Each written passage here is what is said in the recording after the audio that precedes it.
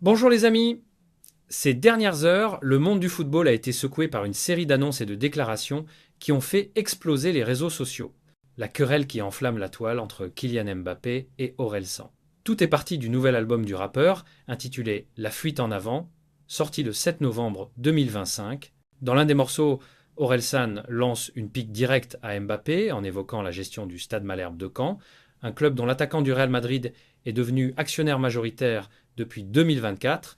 Dans sa chanson, Orelsan balance cette phrase: Tu vas faire couler ta ville comme les Mbappé. Une phrase qui n'est pas passée inaperçue. En quelques heures, la punchline a fait le tour d'Internet. Kylian Mbappé a rapidement réagi sur son compte X, l'ancien Twitter, avec un message sec et sans détour: T'es le bienvenu pour sauver la ville que tu aimes, tant Aurel San. Le mec a fait que nous supplier pour entrer avec un pourcent sans payer parce qu'il n'a pas un rond. Une réponse violente, directe et qui a clairement mis le feu aux poudres. Le contexte, lui, ajoute encore plus de tension. Le club de Caen traverse actuellement une période très compliquée entre difficultés financières et mauvais résultats sportifs. Pour beaucoup, Orelsan aurait simplement voulu dénoncer la gestion du club et le rôle de Mbappé dans cette crise. Mais pour d'autres, c'est un véritable règlement de compte déguisé en punchline. Pour l'instant, aucun des deux n'a cherché à calmer la situation. Résultat, les fans se divisent, les médias s'enflamment, et le clash Mbappé-Orelsan devient un véritable feuilleton médiatique à la frontière entre sport et culture urbaine. On enchaîne maintenant avec une autre nouvelle importante, toujours dans l'actualité de ces derniers jours, la grande annonce de Walid Regragui au sujet d'Achraf Hakimi. Le sélectionneur du Maroc a fait une déclaration forte à propos du latéral du Paris Saint-Germain, récemment blessé à la cheville lors d'un match de Ligue des Champions. Touché après un tacle appuyé de Luis Diaz, Hakimi souffre d'une entorse sévère selon le PSG, mais Regragui a tenu à rassurer tout le monde en conférence de presse. Il a déclaré: Il sera là, bien sûr qu'il sera présent, c'est notre meilleur joueur et notre leader.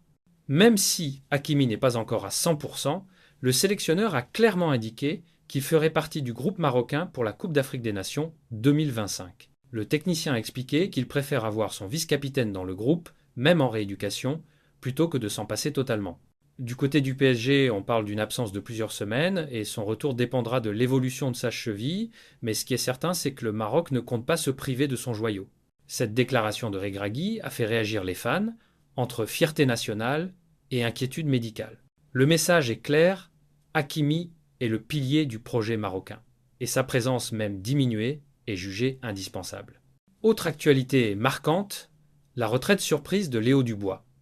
À seulement 31 ans, l'ancien international français a annoncé la fin de sa carrière professionnelle. 13 sélections avec les Bleus, une Ligue des Nations remportée, des saisons solides à Nantes, Lyon et Galatasaray, et pourtant, c'est la fin. Dans une interview émouvante accordée à l'équipe, Dubois a confié qu'il souffre depuis plusieurs mois de douleurs persistantes au genou. 2 opérations, plusieurs rechutes et un constat dur à accepter: son corps ne suit plus. Il a déclaré: J'aurais aimé pouvoir continuer à prendre du plaisir sur le terrain, mais mes genoux ne me le permettent plus. C'est une décision sous contrainte physique. Sans club depuis l'été 2025, il a préféré tirer un trait sur le haut niveau. Léo Dubois ne ferme cependant pas la porte à une reconversion dans le football. Il a évoqué son envie de rester proche du jeu, être dans la formation ou la gestion sportive. C'est une fin sobre, mais digne, pour un joueur qui aura marqué par sa régularité et son professionnalisme. Une page se tourne et une nouvelle vie commence pour lui. Et maintenant, direction l'Angleterre avec la situation tendue entre Cristiano Ronaldo et Ruben Amorim. Tout a commencé après une interview récente de Ronaldo où le Portugais a évoqué Manchester United et son ancien club avec une franchise qui lui est propre. Il a déclaré: Amorim ne peut pas faire de miracle dans un club comme celui-là. Une phrase lourde de sens qui critique plus la structure du club que l'entraîneur lui-même. Quelques heures plus tard, Amorim a répondu en conférence de presse: Nous savons que le club a fait beaucoup d'erreurs dans le passé, mais il faut oublier cela et se concentrer sur l'avenir. Une réponse posée, diplomatique, mais ferme. Ronaldo a visiblement voulu pointer du doigt les manquements de Manchester United ces dernières années: un club sans direction claire, des recrutements douteux et un projet sportif en perte de sens. Amorim, lui, préfère se concentrer sur la reconstruction. Ce n'est donc pas un clash personnel, mais une divergence d'opinion sur la manière de redresser le club. Néanmoins, les propos du quintuple Ballon d'Or ont fait grand bruit, car chaque mot de Ronaldo a un poids énorme dans les médias. Et puisqu'on parle de Ronaldo, il faut bien sûr évoquer Lionel Messi. L'Argentin a récemment répondu, de manière très subtile, à son éternel rival. Lors du America Business Forum à Miami, Messi a été interrogé sur la valeur d'une Coupe du Monde et sur les propos de Cristiano, qui avait déclaré dans une interview avec Piers Morgan que la Coupe du Monde n'était pas le but ultime de sa carrière. La réponse de Messi a été simple mais lourde de sens. Pour un joueur, gagner la Coupe du Monde est l'accomplissement ultime. Il n'y a rien après ça. Une phrase qui résonne comme une évidence pour celui qui a soulevé le trophée en 2022 avec l'Argentine. Sans jamais attaquer directement Ronaldo, Messi a rappelé à sa manière que cette victoire reste le sommet absolu d'une carrière.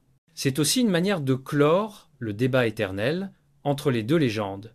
L'un a tout gagné, y compris le titre mondial, tandis que l'autre, malgré ses records, n'a jamais atteint ce rêve. Ces déclarations relancent le débat du GOAT, un sujet qui ne cessera jamais de diviser les fans de football. On finit avec une autre information qui a fait l'effet d'un coup dur pour le Real Madrid, la blessure d'Aurélien Tchouaméni. Selon AS et Managing Madrid, le milieu de terrain français souffre d'une lésion musculaire à l'ischio-jambier gauche. Le diagnostic est tombé hier soir, environ 3 semaines d'absence. Une blessure qui arrive au pire moment pour les Madrilènes en pleine série de matchs intenses. Tchouaméni manquera plusieurs rencontres importantes en Liga et en Ligue des Champions et il ne rejoindra pas non plus l'équipe de France pour le prochain rassemblement. Xabi Alonso, son entraîneur, perd ainsi une pièce maîtresse de son dispositif. Depuis le début de la saison, le Français est un élément essentiel dans l'équilibre défensif du milieu madrilène, aux côtés de Valverde et Camavinga. Cette blessure soulève une vraie question. Comment le Real va-t-il s'organiser sans lui ? L'absence de Tchouaméni pourrait offrir du temps de jeu à des joueurs comme Kroos ou Modric, mais l'impact physique du Français sera difficile à remplacer. Pour les Bleus aussi, c'est un coup dur, car il faisait partie des cadres du système de Deschamps. N'oubliez pas de vous abonner à la chaîne et de liker la vidéo pour ne rien rater de l'actualité football.